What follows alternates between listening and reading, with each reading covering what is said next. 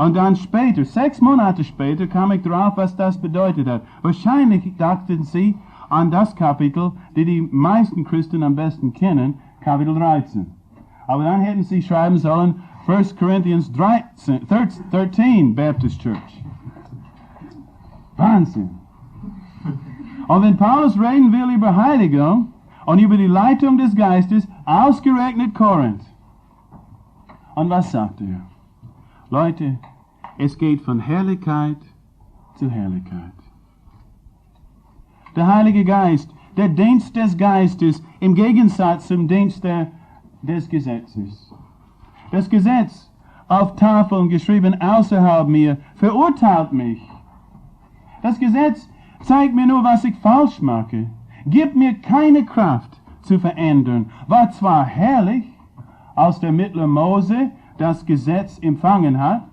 Und Mose in seinem Umgang mit Gott, es gab eine gewisse Herrlichkeit als Mittler des Gesetzes, als Diener des Gesetzes. Er ging hinein in die Stiftshütte und er lebte mit Gott. Und der vertraute Umgang mit Gott hat Auswirkungen gehabt auf Mose. Er kam draußen und sein Angesicht war verändert von dem Umgang mit der Herrlichkeit Gottes. Irgendwie ein Nachgeschmack oder Nachleuchten der Herrlichkeit Gottes war abzulesen an seinem Gesicht. Das Problem war, dass die Herrlichkeit immer weniger wurde. 9 Uhr in der Früh geht er im Zelt, 11 Uhr vormittags kommt er aus dem Zelt, 12 Uhr schaut er ganz gut aus, 2 Uhr nachmittags, na Mahlzeit, Zeit für noch eine stille Zeit. Und langsam seine Herrlichkeit klang ab. Und so er hat ein Tuch genommen. Nicht, dass sie die Herrlichkeit nicht sehen. Der Text sagt, auf dass sie nicht sehen, dass die Herrlichkeit im Abklang ist. Ja, ich kenne auch solche Christen. Aber, weißt du, er hat keine Freimütigkeit. Er bedeckte sein Abgesicht, damit sie das Abklingen der Herrlichkeit Gottes im Umgang mit dem Gesetz, als Mittler des Gesetzes sehen. Aber es ist anders jetzt in dem Dienst des Geistes, in dem Dienst des neuen Bundes.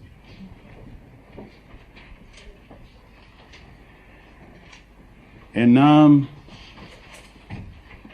im Umgang mit dem Heiligen Geist, wenn wir Jesus Christus betrachten, eigentlich das, was wir einmal werden, unser Prototyp angesichts der Herrlichkeit.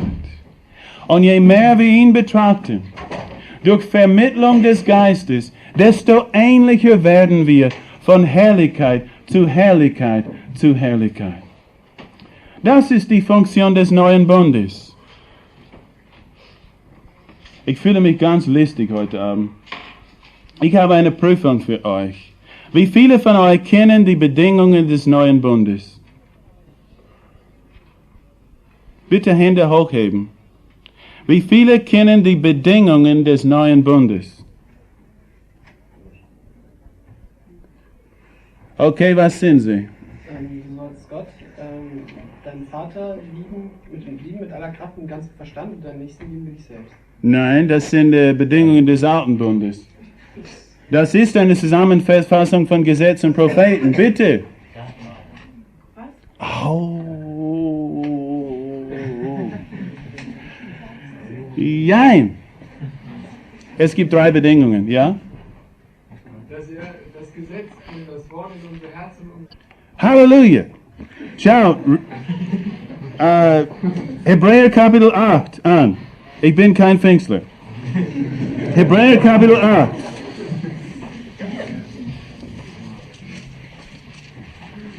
Vers 10b.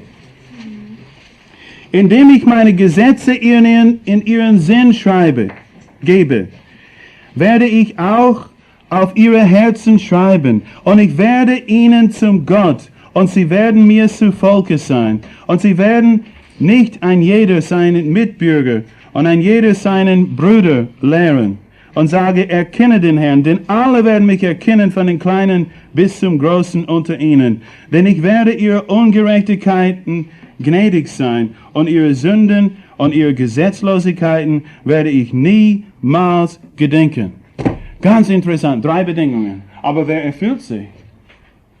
Nicht, du sollst, du sollst, du sollst, du sollst nicht. Das ist der alte Bund. Der neue Bund, ich werde, ich werde, ich werde. Und der Heilige Geist in dem Dienst des neuen Bundes im Geist, sagt Paulus, ich schreibe auf eurem Herzen als Diener. Und der Heilige Geist tut ein Werk in mir. Und liebe Geschwister, ich bin ein bisschen enttäuscht, denn der Großteil von uns jeden Sonntag nehmen das Zeichen des neuen Bundes zu sich. Das Zeichen der Besprengung des neuen Bundes. Der alte Bund wurde so eingeführt. Das Gesetz als Grundlage des alten Bundes. Und dann wurde Blut genommen und das Volk, die Bundespartner und das Gesetzesbuch wurde mit Blut bespritzt. Das Blut der Besprengung. Ein Hebräer Kapitel 9 sagt, dass das Blut oder dass der Bund durch ein Opfer einzuführen war. Und sagt, genauso bei dem neuen Bund. Und deswegen sagte Jesus, als er den Kelch erhob, hier ist der neue Bund in meinem Blut.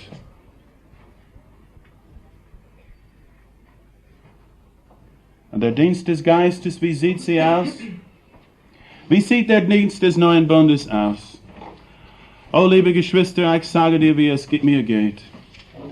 Ich komme zum Tisch des Herrn am Sonntag mit meinen lieben Geschwistern. Und so oft in meinem Leben denke ich, oh meine Güte, diese Woche, wenn ich zurückblicke, werde ich jemals das sein, was Gott von mir verlangt? Werde ich jemals ein reifer Christ sein? Ein Vorbild in dieser oder jener Beziehung? Und ich schaue, auf dem Tisch steht ein Kelch. Und der Kelch sagt zu mir, Jesus sagt zu mir, ich werde meine Gesetze in deinen Sinn geben. Ich werde sie auf deinem Herzen schreiben. Anders gesagt, Fred Colvin, ich verpflichte mich in Blut, dich zu heiligen. Und so ich nehme den Kelch. Ich nehme den Kelch nicht von der Hand meiner Brüder, Geschwister meines Bruders, Geschwister am Sonntag am Tisch des Herrn. Ich nehme den Kelch direkt von Jesus Christus. Und oh wie oft habe ich ihm gedankt. Oh Gott, wenn ich mein Leben anschaue, ich bin so dankbar, dass du mir versprochen hast, du wirst mich heilig machen. So oft in meinem Leben habe ich gedacht, es gibt keinen Sinn, ich werde nie das erreichen, was Gott von mir will. Und jeden Sonntag bin ich mittels eines Kelches daran erinnert, an eine Versprechung von meinem verstorbenen und auferstandenen Herrn. Hier, Fred, das werde ich tun.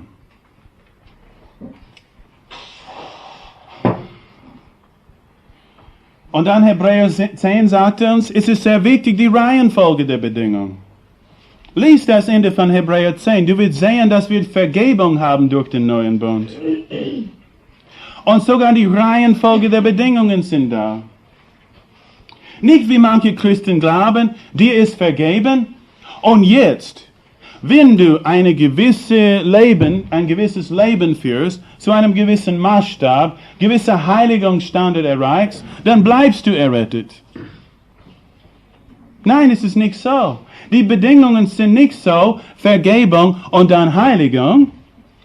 Nein, die Bedingungen beginnen mit Heiligung. Ich werde meine Gesetze schreiben. Und die letzte Bedingung unter dem Strich ist, deine Sünden und deine Gesetzlosigkeiten werde ich niemals gedenken. Und oh Geschwister, wie ich komme zu dem Tisch, selbst geprüft. aber so bewusst meine Versagen während der Woche. Und ich sehe diesen Bund wiederum vor Augen gestellt. Ich werde deine Sünden und deine Gesetzlosigkeiten niemals gedenken. Und ich sage dir manchmal fast, ich reiße den Kelch aus der Hand meines Nächsten und ich trinke ihn. Oh, danke dir, Herr, dass du versprochen hast, mir zu heiligen. Und dann hast du versprochen, mir zu vergeben. Und Vergebung ist nicht von Heiligung abhängig. Liebe Geschwister, laut Hebräer Kapitel 10, das ist die Aussage des neuen Bundes. Und Jesus bezahlte dafür mit seinem Blut. Geschwister, der neue Bund ist Gottes Instrument von Regierung. Im Alten Testament regierte er über sein Volk mittels eines Bundes. Im Neuen Testament genauso. Mittels eines Bundes regiert er über sein Volk. Eben deswegen, hast du es je bemerkt? 1. Korinther 11. Wenn ihr zusammenkommt und ihr esst nicht des Herrn Mahl. Wenn wir tun das, wir verkündigen den Tod des Herrn. Ich habe euch überliefert, auch was ich empfangen habe, in der Nacht, wo der Herr überliefert wurde, nahm er Brot. Liebe Geschwister, der neue Bund ist das Instrument von seiner Herrschaft über unser Leben. Und er will, dass wir in einer realen Beziehung mit ihm bleiben. Und ein Mittel ist das Gedenken der Person des Herrn. Und der Gedenken des Bundes mittels von Brot und Kelch.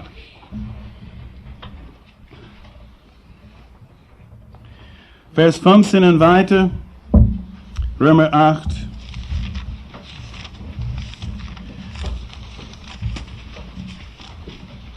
Ich bemühe mich, Entschuldigung, wegen der Zeit. Vers 15. Ihr habt nicht einen Geist der Knechtschaft empfangen, wiederum zur Furcht, sondern einen Geist der Sohnschaft habt ihr empfangen, in welchem ihr berufen, aber Vater. Nicht ein Geist der Versklavung. Es geht nicht um das Treiben des Geistes, sondern um die Führung des Geistes. Und Geschwister, das ist sehr wesentlich. Ich kenne manche empfindsame Seelen, sensible Seelen. Und sie denken so, ja heute, ich habe keine stille Zeit gehabt. Oder heute empfinde ich, dass der Herr zu mir nicht so gesprochen hat, so unmittelbar. Und meine Gedanken heute waren nicht so rein. Und ich kann nicht so beten, weil ich meine stille Zeit nicht gehabt habe. Und es war nicht befriedigend. Und wie kann ich zu Gott kommen? Geschwister, das ist nicht die Führung des Geistes. Denn die Führung des Geistes bedeutet nicht Furcht und Knechtschaft. Wir haben einen Geist empfangen, der uns befreit.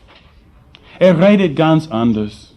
Wenn der Heilige Geist überführt von Sünde, dann deutet er auf die Wundesstelle. Er sagt, Fred, dieser Gedanke war Ehebruch.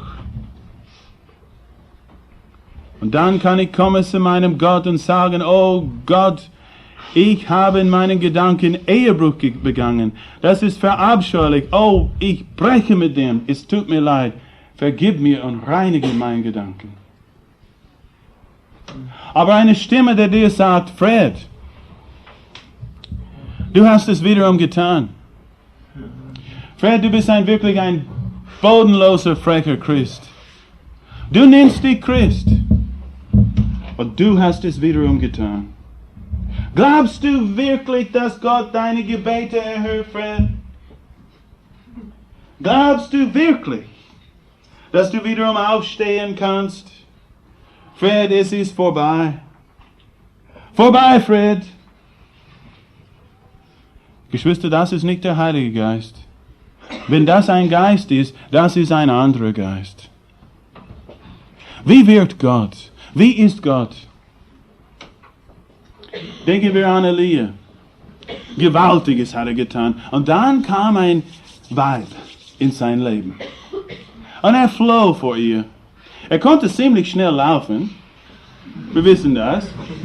Ziemlich schnell laufen. Wir wissen, er konnte sogar schneller laufen als Ahab. Aber als diese Frau ihm nachlief, konnte er schnell laufen.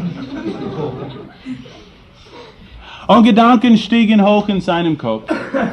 Du bist hier überhaupt nichts. Du bist ein Versager. Warum gibst du nicht auf? Und was sagt Gott? Gott sagte zu einem Elia, Elia, weißt du, was du brauchst? Du brauchst ein 4-Sterne-Hotel. Hier ist Elia. Und er hat isst ein bisschen mehr, Elia. Und er hat gegessen und gegessen. Und er sagt, Elia, weißt du, was ich will, dass du jetzt tust? Du sollst schlafen. So hat er geschlafen. Dann stand er auf. Oh, und bevor er gut gehen konnte, war noch Brot in seinem Mund. Bitte, du musst essen. Und du musst schlafen. Er brauchte ein 4-Sterne-Hotel. Und Gott, so geht Gott mit uns um. Er ist nicht ein Sklaventreiber. Er führt uns durch seinen guten Geist. Er liebt uns. Und selbst wenn ich falle, plumps auf die Nase.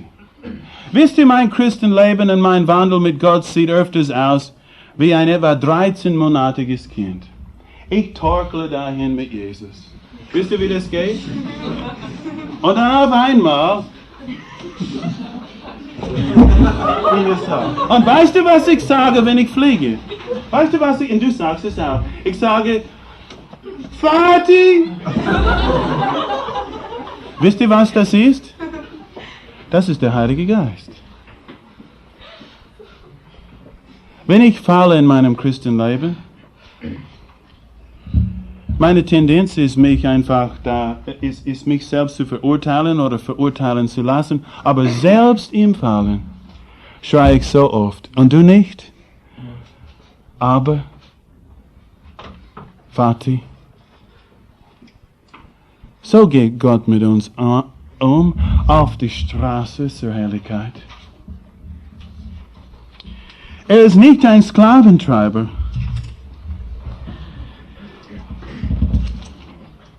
Vers 17 und 18. Der Heilige Geist, der mir Kraft und Führung gibt jetzt, ist auch die Hoffnung. Gibt uns auch Hoffnung für die Zukunft. Wir sind Erben Gottes, wenn wir Kinder sind, Miterben Christi. Die Leiden der Jetztzeit sind nicht wert zu vergleichen mit der zukünftigen Herrlichkeit, die an uns geoffenbart werden soll. Erben, mit Herrlichkeit vor uns. Ja, Versager, Geschwister, aber Versager mit der Herrlichkeit vor sich. Ich denke an die Kinder Israel, denn sie erinnern mich gerne, weil sie erinnern mich so an, wie kindisch ich manchmal bin. Habt ihr die Geschichte erkannt? Gott sagt, hier ist das Erbe, bitte, nehmt es. Und sie sagen, das können wir nicht. Wir haben Angst für unsere Kinder. Das können wir nicht machen. So Gott sagt, okay, dann werdet ihr nicht in die Erbe eingehen. Ihr werdet hier hingestreckt werden in der Wüste, wegen Unglauben. Was versuchten sie tun? Sie standen auf und in der Energie des Fleisches, trotz der Warnung von Mose, 4. Buch Mose, Kapitel 14, versuchten sie in der Energie des Fleisches das Land zu erobern. Und dann waren die Amalekiter da. Und auf einmal hat man nur hebräische Ellbogen und Sandalen gesehen, als sie in ihrem Staub zurückgelaufen sind. Eine totale Niederlage. Und was sagt Gott? Der nächste Vers ist herrlich. 4. Buch Mose, Kapitel 15. Nach diesem brutalen Versagen in der Energie des Fleisches sagt Gott Folgendes. Und Jehova redete zu Mose und sprach, rede jetzt zu den Kindern Israel und sprich zu ihnen, wenn ihr in das Land eurer Wohnsitze kommt, das ich euch geben werde, und ihr dem Jehova ein Feueropfer opfert, ein Brandopfer oder ein Schlachtopfer oder ein Gelübde zu erfüllen oder eine freiwillige Gabe oder einen eurer Feste, um Jehova einen liebrigen Geruch zu bereiten vom Rind oder Kleinvieh, so sollt ihr, welcher Jehova seine Opfergabe darbringt, als Speisopfer darbringen. Speisopfer? Leute, das heißt Getreideernte. Vers 5, Trankopfer, das heißt Weinberge. Öl, das heißt Ölberge. Seht ihr Gottes Logik hier?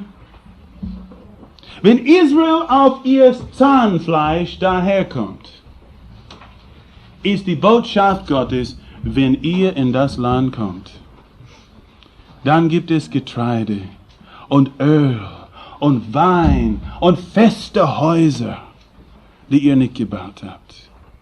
Liebe Brüder, ich brauche manchmal Ermahnung. Und wenn ihr den Auftrag habt, mich zu ermahnen, bitte tut's gescheit. Aber weißt du, was ich viel häufiger als Ermahnung brauche? Ich brauche meinen Gott vor Augen gemalt. Und die Hoffnung der Herrlichkeit. Ich brauche die Botschaft, wenn du in das Land kommst, dann kannst du opfern Öl und Wein und Getreide. Fred, du kommst in das Land. Und liebe Brüder, die ihr ermahnt in den Versammlungen, die Geschwister brauchen das.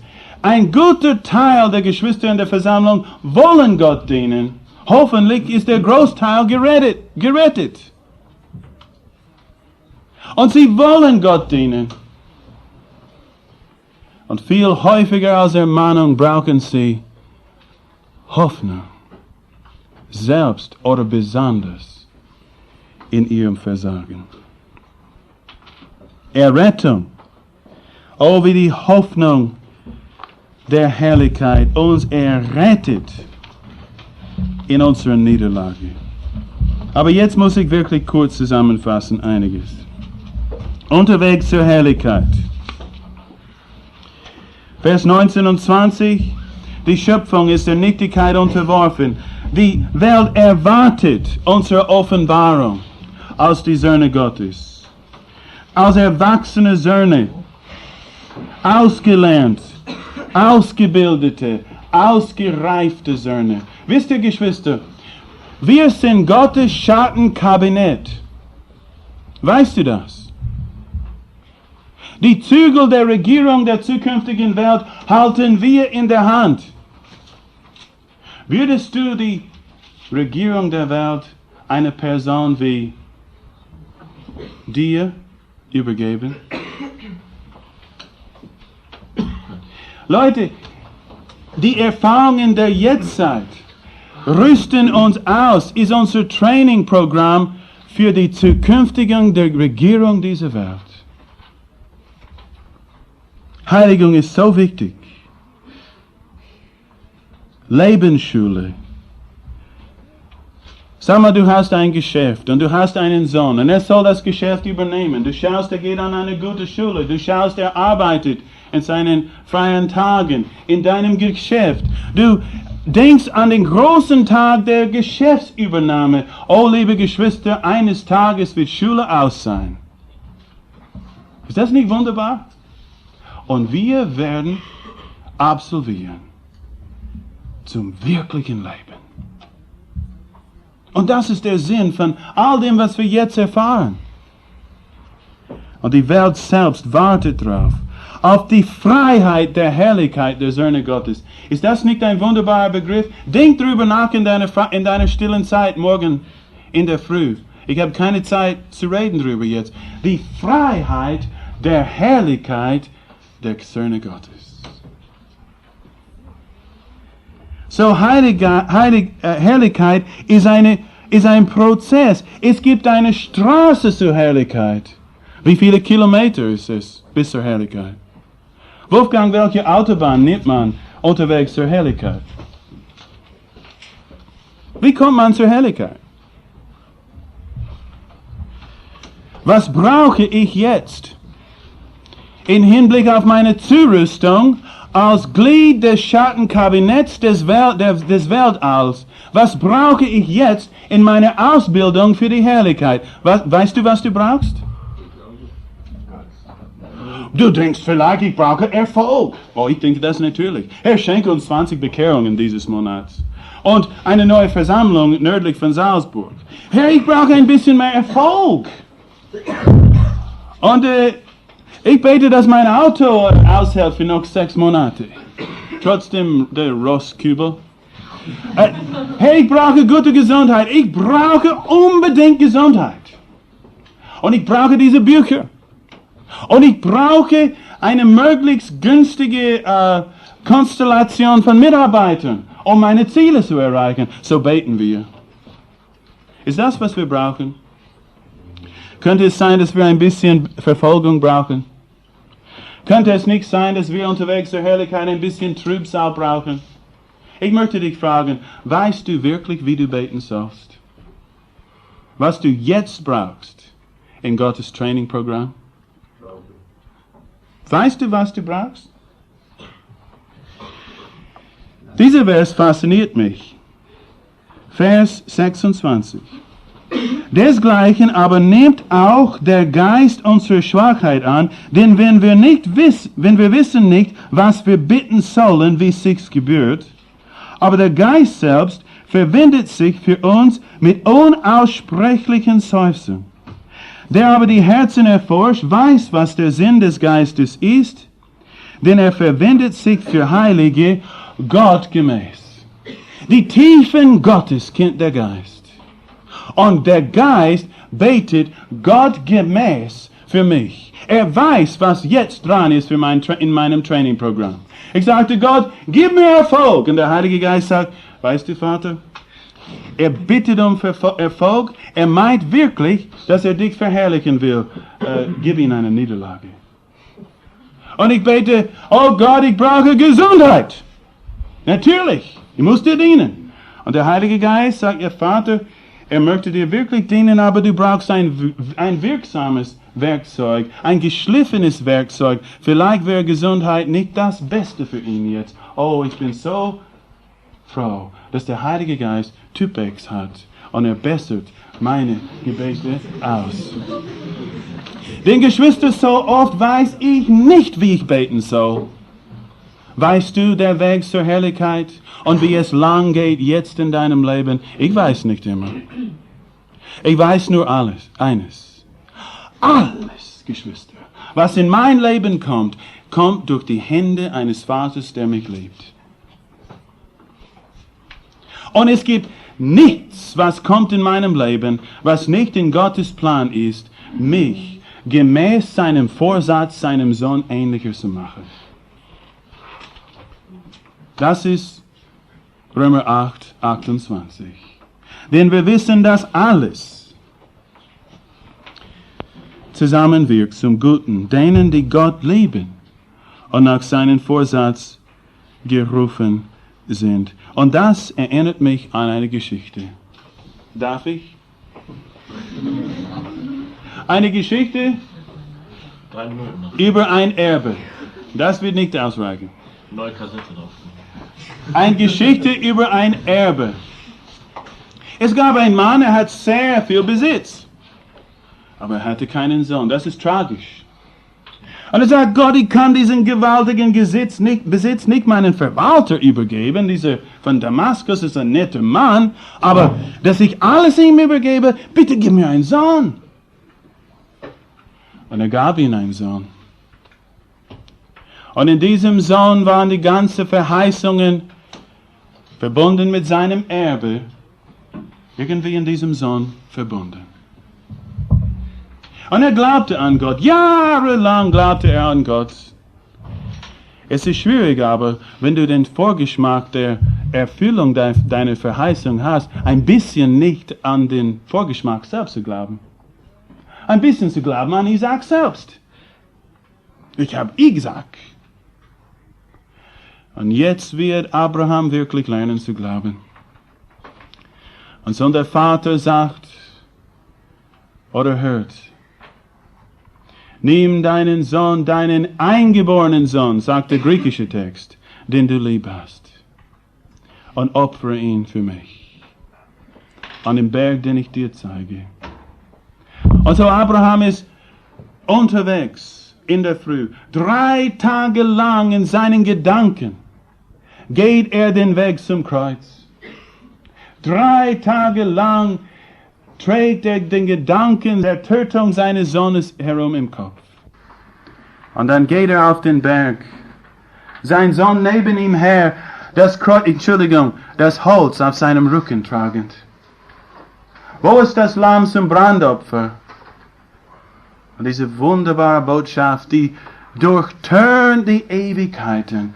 Gott wird sich ersehen, das Schaf zum Brandopfer. Und so er opfert seinen Sohn. Das ist Kapitel 22. Kapitel 23. Die Frau von Abraham stirbt. Und jetzt hat Abraham ein Problem. Ein bald 40-jähriger Sohn, Erbe von allem, was er hatte, aber keine geeignete Frau konnte er finden. Nicht eine Frau von den Kanaaniter. Er sagte, ich brauche eine Frau von meiner Heimat. Und so er ruft seinen treuen Knecht, den Verwalter von all dem, was er hatte. Und er sagte zu deinem Knecht, er sagte, Dude, ich möchte nicht, dass du eine Tochter für meinen Sohn nimmst von den Kanaanitern. Gehe, Knecht, zu den Nationen und hole eine Braut für meinen Sohn. Oh, liebe Geschwister, ist es nicht eine wunderbare Geschichte? Der Knecht unterwegs mit 10 Kamele voll. Und so, er kommt hinauf nach Haran wahrscheinlich und dann die Karawanenroute und herab in der Gegend von Ur. Und er findet die richtige Braut. Sie schöpft Wasser für seine Kamele. Und dann der treue Knecht des Vaters geht zu einem Mercedes und er holt einen Sackel herunter. Und er gibt dieser Frau einen Ohrenring. Pures Gold. So schwer, dass sie braucht einen anderen Ohrenring zum Ausgleich. Und dann eine Armband aus Gold. Und dann langsam mit 2 Armbändern sieht sie aus wie ein Schimpansie. Pures Gold. Und Weihrauch. Und köstlichste Öle und so weiter. Und er breitet das aus. Weißt du, kannst du dir nicht vorstellen, ein Teppich auf dem Boden. Ein Teppich da. Und hier ist Gold und Silber und Weihrauch und Öl und verschiedene Gewürze. Und er sagt, schau das an, Lady. Mein Herr ist sehr reich. Rebecca, das ist nur ein Angeld von was er hat. Und diese 10 Mercedes voll, das ist nichts. Das ist bloß ein Angeld, eine Anzahlung auf das, was auf dich wartet. Rebecca, eine Frage. Könntest du lernen, einen Mann zu lieben, den du nie gesehen hast? Geschwister, das ist die Frage von 1. Petrus 1. Wir lieben ihn, obwohl wir ihn nie gesehen haben. Wir glauben an einen, den wir nie gesehen haben. Und er wirbt um sie. Und er sagt, Rebecca, das ist nichts. Das ist nur ein Angeld. Mein Herr ist sehr reich. Möchtest du einheiraten, Rebecca? In so ein Erbe? Mein Herr ist so reich und er hat nur einen einzigen Sohn. Und er ererbt alles. Möchtest du sein Miterbe sein? Könntest du einen lieben? Könntest du einen vertrauen, den du nie gesehen hast?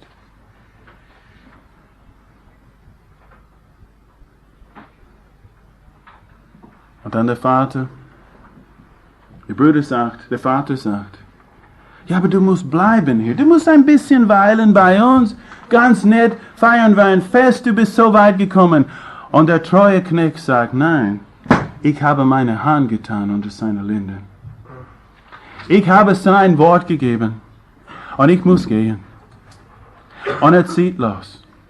Und was tut er? Sagt er, Rebecca, hier ist eine Landkarte von Mesopotamien und du fährst irgendwie links, hier bei diesem Fluss, du fährst links und dann auf der Rückseite, hier ist Syrien und dann nach Süden und dann, weißt du, und dann kommst du an, ist ein riesenreicher Bauer da, irgendwo in der Gegend, du kannst es nicht, wie große Zelt und du willst es finden. Ist das, was der Torknecht sagt?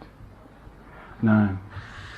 Liebe Geschwister, Schritt auf Schritt auf Schritt auf Tritt begleitete er sie durch die Wüste.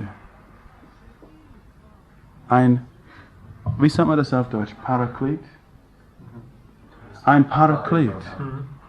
Einer, der kommt nebenan und bringt mich an, ein Beistand, der mich an mein Ziel bringt.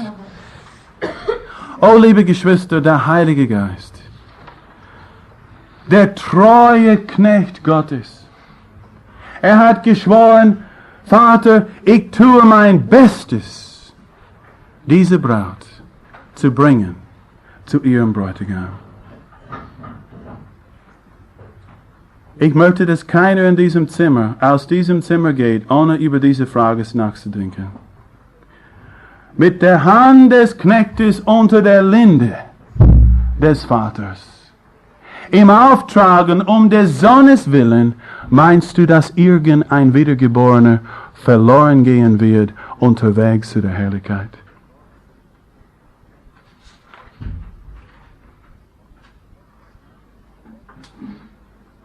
Ich hoffe, dass es niemand in diesem Zimmer ist, der aus diesem Zimmer geht und zweifelt an die Herrlichkeit des Evangeliums. Denn der Heilige Geist ist Bürger dafür. Mit einem Eidschwur und mit seinen Händen unter der Linden des Vaters, ich bringe diese Leute ans Ziel. Die er berufen hat. Die hat er rechtfertigt. Die er rechtfertigt hat, Geschwister, die hat er schon verherrlicht. Aber es ist nicht bloß automatisiertes Heil. Es ist das Bemühen, das tagtägliche Bemühen des treuen Knechtes des Vaters. Dich und mich, trotz Gefahr, trotz Sturigkeit und langsam lernen, um uns an Ziel, Heil anzubringen. Und Geschwister, wenn Gott für uns ist, wer könnte gegen uns sein? Wer könnte gegen uns sein, wenn Gott für uns ist? Der Vater hat seinen eingeborenen Sohn nicht verschont. Seht ihr, ich rede nicht ungefähr um 1. Mose 22 und 24. Er hat den Sohn Abrahams verschont. Seinen eigenen Sohn hat er nicht verschont. Wie wird er uns nicht mit ihm alles, und das ist unser Erbe, geben? Gott ist es, der rechtfertigt. Wer soll uns verdammen? Wer soll seine auserwählten Anklage erheben? Christus ist gestorben, ja noch mehr. Er ist auferstanden und er sitzt zur Rechten Gottes und verwindet sich für uns da. Ist das nicht wunderbar? Der Heilige Geist verwendet sich für uns hier. Und Jesus ist zur Rechten des Vaters und er verwendet uns vor dem Vater dort oben. Ein Stellvertreter auf dieser Erde, ein Fürsprecher im Himmel. Einer, der uns vertritt in unaussprechlichen Seufzen auf dieser Erde. Der selbst den Vorsatz und den Tiefen Gottes kennt. Und einer, der Gerechte. Er sagte in Johannes Kapitel 17, deswegen heilige ich mich für sie. Was meinte er?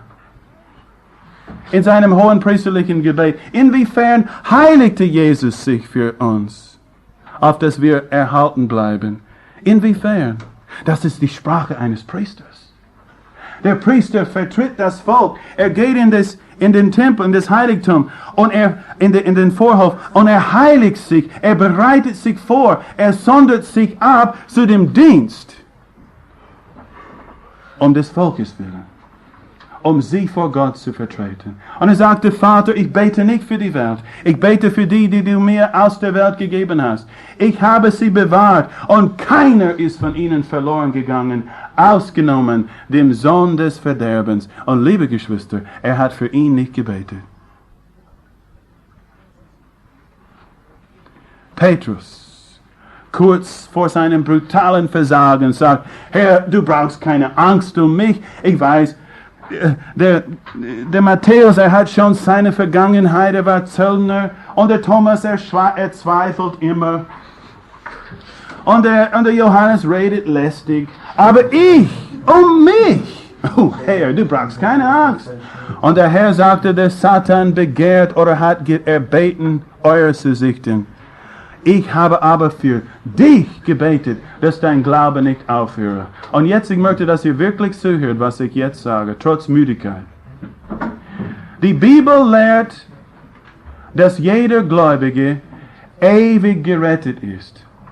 Verspricht ewiges Heil jedem Glaubenden. Okay? Wir sind alle einverstanden. Die Bibel lehrt aber, und ich möchte etwas, vielleicht erregt ein paar Gedanken hier. Sofern ich weiß, sagt die Bibel nirgends, dass ein Mensch, der einmal glaubte und jetzt nimmer glaubt, ewig errettet ist. Die Bibel sagt nirgends, dass ein Ungläubiger gerettet wird. Einer, der gläubig war und jetzt ungläubig geworden ist. Sofern ich weiß.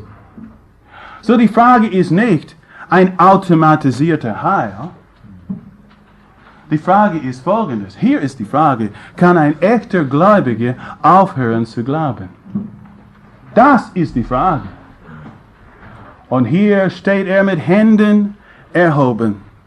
Ich heilige mich für sie, sagt Jesus. Petrus, Satan hat gebeten, euer zu sichten wie Weizen. Ich habe für dich gebetet, auf dass dein Glaube nicht aufhöre. Frag Petrus im Garten von dem hohen Priester, ob er gläubig ist. Petrus, bist du gläubig? Oh, ich bin nicht gläubig, ich weiß nicht, wovon du redest. Der Petrus, ich frage dich zum zweiten Mal, kennst du diesen Jesus Christus? Bist du gläubig? Na, ich bin überhaupt nicht gläubig. Was meinst du?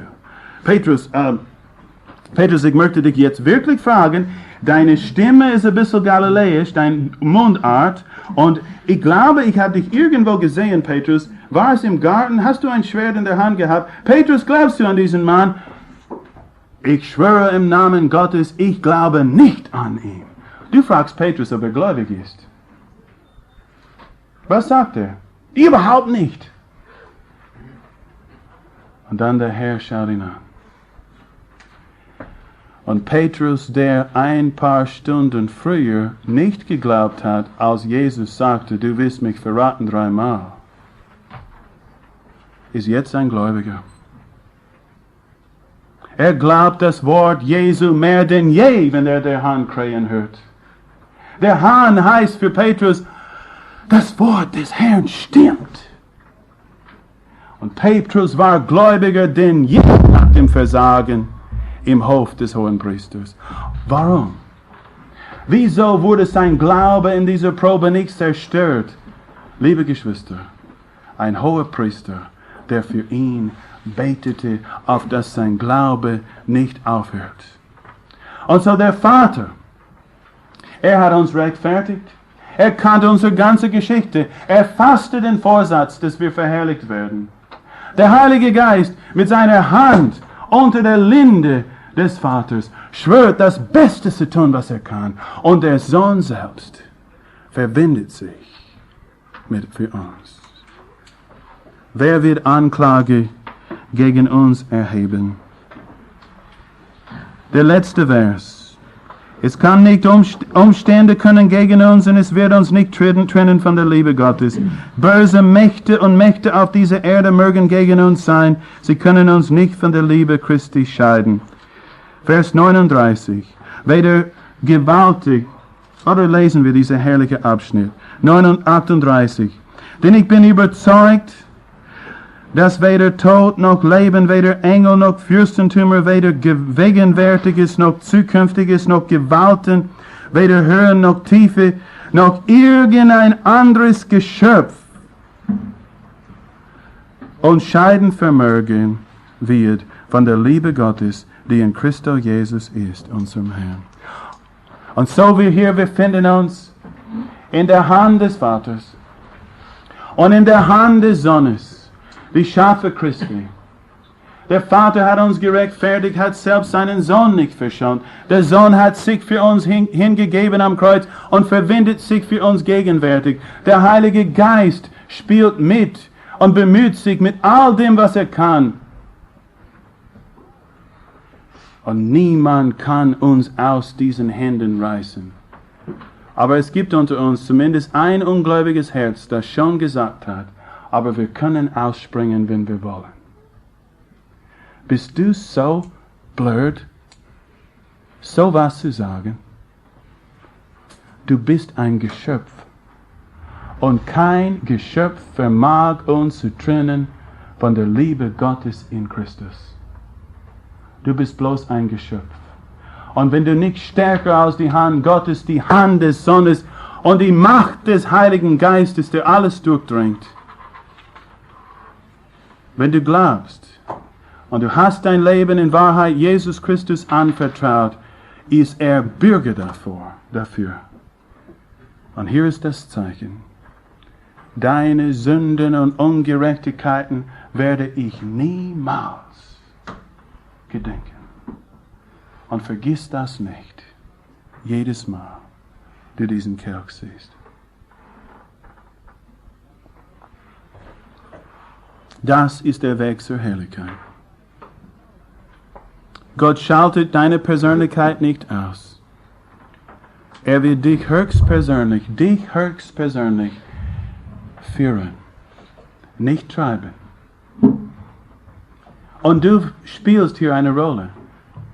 Aber die er berufen hat, die hat er gerechtfertigt und die er gerechtfertigt hat. Liebe Geschwister, ob du es willst oder nicht, ob du so fleischlich bist, du bist in dem Vorsatz Gottes schon verherrlicht. Amen.